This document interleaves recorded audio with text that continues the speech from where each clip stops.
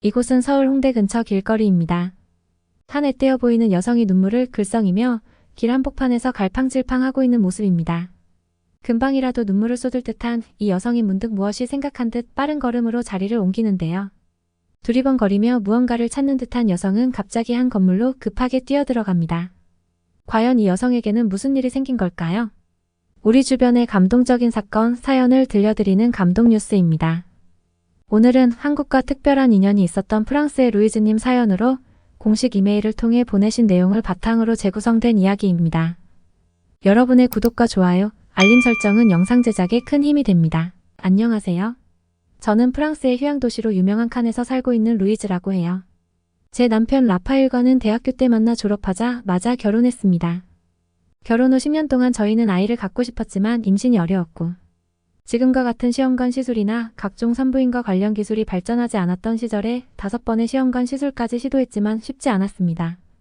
병원에서도 여러 요인 때문에 임신 확률이 희박하다고 했고 저는 남편도 실망할까봐 몰래 눈물을 보이기도 했죠.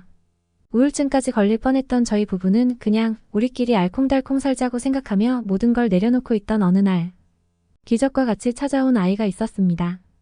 정말 눈에 넣어도 아프지 않을 정도로 예쁜 딸 클로에였습니다. 저희에게는 정말 모든 걸 다 해주고 싶은 아이였죠. 경제적으로 넉넉하진 않았지만 그래도 아이가 하고 싶은 것들은 다 해주려고 했습니다. 클로에가 5살쯤 되었을 때부터 TV에서 하는 만화에 큰 관심을 보이더라고요.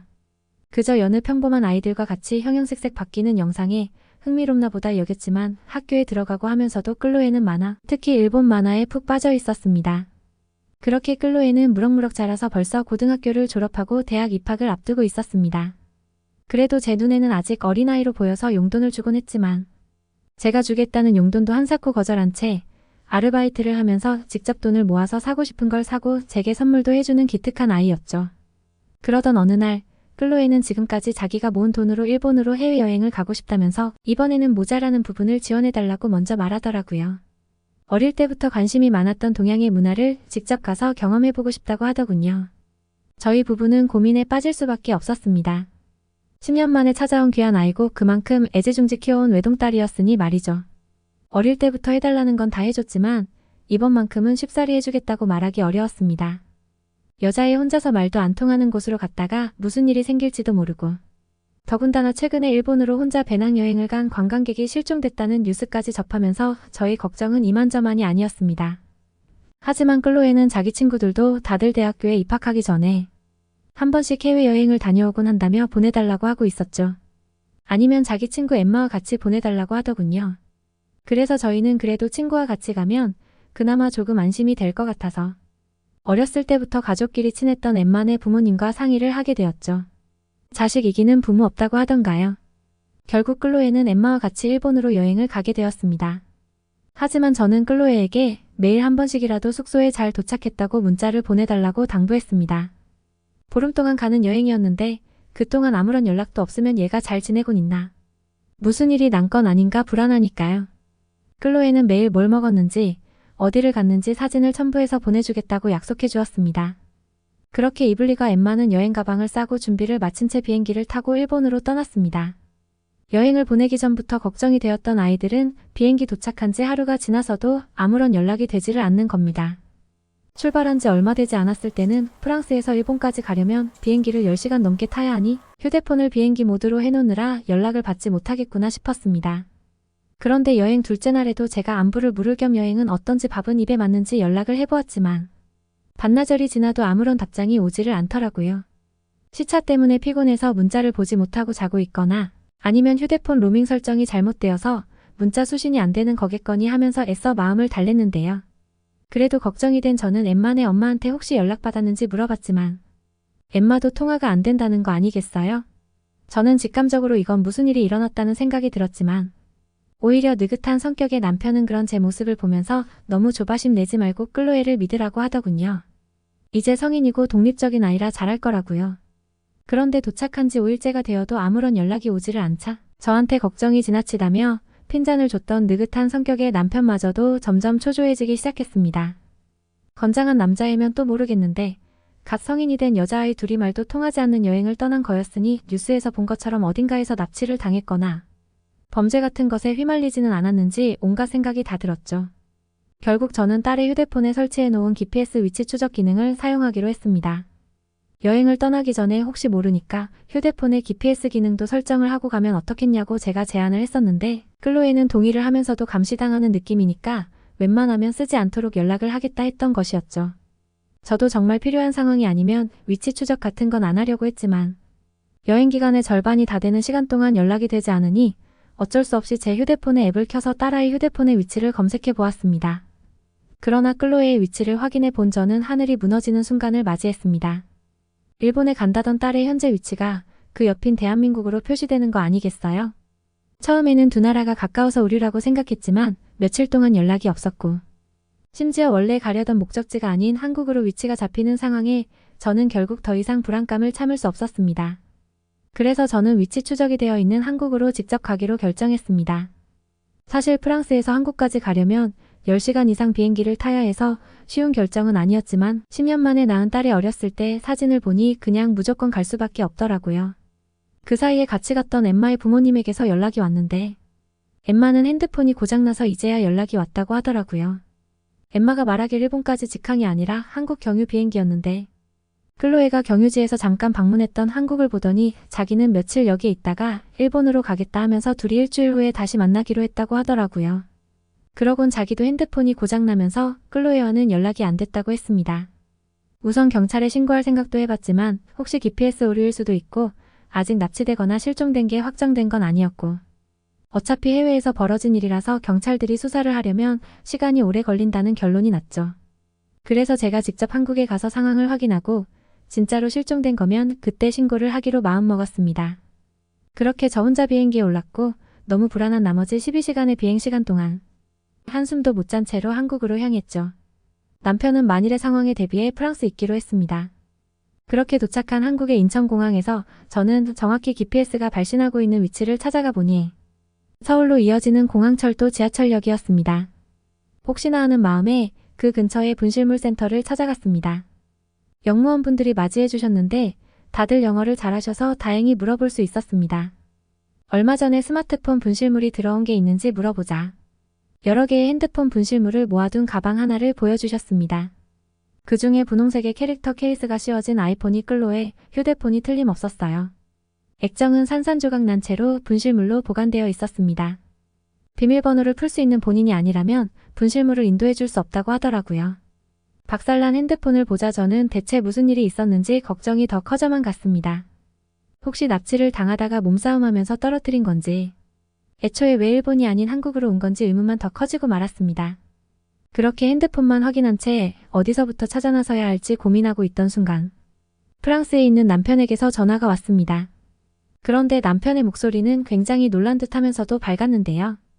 클로에가 이메일을 보내었다면서 저보고도 확인해 보라고 하더라고요. 저한테도 같이 보냈다면서 말이에요. 저는 남편에게 당장 인터넷을 사용할 수 없다면서 이야기하니 역무원분이 분실물 센터의 와이파이를 이용하라며 비밀번호를 알려주시더라고요. 지금 생각해보면 너무 감사하기도 했고 한국의 무선 인터넷에 깜짝 놀랐죠. 프랑스에서는 지하철에 들어가면 핸드폰조차 잘 안 터지는 상황인데 이곳은 공공 와이파이마저 잘 터지니 말이에요. 스팸으로 처리되어서 제가 확인을 못했던 이메일을 확인해보니 딸이 현재 지내고 있는 한국의 숙소 위치가 있었습니다. 그 위치는 홍대 근처에 있는 게스트하우스였습니다. 저는 한달음에 택시를 타고 딸이 있다는 곳으로 향했습니다. 공항에서부터 택시를 타고 와 택시비만 8만 원 넘게 나왔지만 그건 아무 문제가 되지 않았습니다. 그렇게 적혀있던 장소로 달려가서 도착해보니 이게 웬걸 놀랍게도 정말 그곳에 클로에가 있었습니다. 그것도 아주 멀쩡하고 즐거운 모습으로 말이에요. 저는 딸의 모습을 보자마자 모든 긴장이 사라지면서 눈물이 남과 동시에 다리가 풀렸습니다. 그렇게 주저앉아서 눈물을 흘리고 말았습니다. 클로에는 제가 이렇게 직접 찾아올 거라고는 생각하지 못했는지 그런 제 모습을 보더니 굉장히 깜짝 놀라더라고요. 그러더니 이메일을 보냈는데 이렇게까지 걱정하고 있을 줄은 몰랐다고 하더라고요. 잠시 후 정신을 차린 저는 딸에게 대체 왜 일본에 간다더니 연락도 없이 한국에 와서 이메일을 보낸 건지 물어봤습니다. 클로의 얘기를 들어보니 안도감이 들면서도 어이가 없었습니다. 일본의 직항이 아니라 중간에 경유지로 한국의 인천공항에 잠시 내려서 2~3시간 정도를 기다려야 했는데 그때 인천공항의 로비에서 판소리와 부채춤, 왕실 행차 같은 전통 행사를 진행했다고 하더라고요. 생각해보니 저도 딸을 찾으러 와서 공항에 내렸을 때 그런 것들을 얼핏 봤던 것 같은데 그때는 그런 것들에 신경 쓸 겨를이 없어서 그냥 지나쳤던 것 같았습니다. 나중에 찾아보니 공항에서 한국 전통문화 홍보 차원에서 진행하는 거라고 하더군요. 그런데 클로에는 한국의 전통 한복을 입고 하는 그 행사를 보고 화려한 한복에 그대로 눈길을 빼앗겨버렸고 일본 만화 캐릭터보다도 한국의 문화와 한복을 보고 싶어졌답니다. 그래서 엠마와 일주일 뒤에 일본에서 만나기로 했고 마침 여행 비수기라서 일본에 예약했던 숙소 중 일부를 무료로 취소하고 한국에서 꽤 싼 값에 방을 구할 수 있길래 그냥 경유 티켓을 취소하고 한국에서 머물기로 했다고 하더라고요. 그렇게 티켓을 취소하고 공항철도, 전철을 타고 인천에서 서울로 향하면서 저한테 일본이 아니라 한국을 둘러보기로 했다고 문자를 보내려고 했는데 정신을 차려보니 휴대폰을 잃어버렸다는 것을 깨달았던 거고요. 그래서 대신에 저와 남편이 회사 일을 할 때 이메일을 자주 사용하던 게 생각이 나 자기도 어색하지만 오랜만에 이메일을 보냈다고 하더라고요. 그런데 이게 해외에서 접속하다 보니 인증이 필요했고 휴대폰을 잃어버려서 인증이 안 됐던 겁니다. 그래서 게스트하우스 주인한테 양해를 구하고 주인 이메일로 보냈는데 그건 스팸 처리가 되었던 것이고요. 클로에는 본인이 보낸 이메일을 저희가 확인했을 거라 생각한 거지 스팸 처리는 상상도 못했다고 하더라고요. 지금 와서 생각해보니 정말 20살 된 여자애다운 깜찍한 아이디어였네요. 그렇게 딸 아이의 자초지종을 들은 후에 저는 그제서야 한국의 길거리를 천천히 둘러볼 시간이 생겼습니다. 딸을 직접 만나기 전까지는 진짜 납치라도 당한 건가 아니면 타국에서 범죄의 피해자가 되어서 이미 죽은 건가 하는 극단적인 걱정에 사로잡혀 있어서 길거리의 한국인들 모두가 범죄자로 보이고 좋은 감정은 1도 없었습니다. 한국인 분들에게는 정말 죄송하지만 자식이 실종된 부모 마음에 그럴 수밖에 없더라고요. 그런데 이곳에서 딸과 다시 만나고 나서 저와 함께 둘이서 모처럼 번화한 거리를 구경하면서 살펴보니 굉장히 아름다운 나라라는 생각이 들었습니다. 광화문 거리 한복판에는 현대적인 모습의 빌딩과 공존하고 있는 아름다운 전통 건축물이 있었고 어딜 가도 영어가 잘 통하고 친절하게 대응을 해주는 한국인들의 모습에 반할 수밖에 없었죠. 프랑스에서는 외국인이 영어를 사용해도 아랑곳하지 않고 프랑스어로 대답하고 못 알아들으면 무시하는 사람들이 많기 때문이에요. 또 여의도 한강공원에서 돗자리를 펴고 피크닉을 즐기는 사람들은 너무나 행복한 모습처럼 보였습니다. 그리고 딸과 함께 분실물 센터로 가서 핸드폰도 찾았답니다.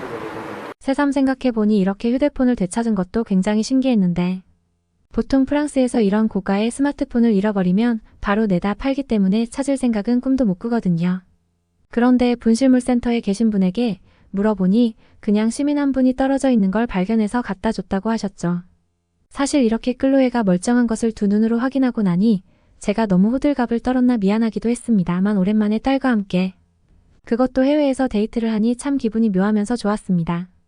저는 다음 날로 저녁으로 돌아가는 비행기표를 다시 예매했습니다. 처음에는 납치라도 당한 줄 알았으나 알고 보니 그 매력 때문에 제 딸을 홀리게 만들었던 한국비로 이번에는 이런 해프닝 때문에 잠깐 왔다 가는 거지만 다음에는 아예 가족 여행을 한번 와야겠네요. 무엇보다도 그 짧은 시간 동안 둘러봤던 풍경과 한국인들의 친절이 너무 좋았으니까요. 다음에 올 한국 여행이 너무 기대가 됩니다. 어떻게 들으셨나요? 여러분들의 사연이나 전하고 싶은 이야기가 있다면 영상 아래 댓글이나 공식 이메일로 보내주세요. 끝까지 시청해주셔서 감사합니다. 오늘도 좋은 하루 되세요.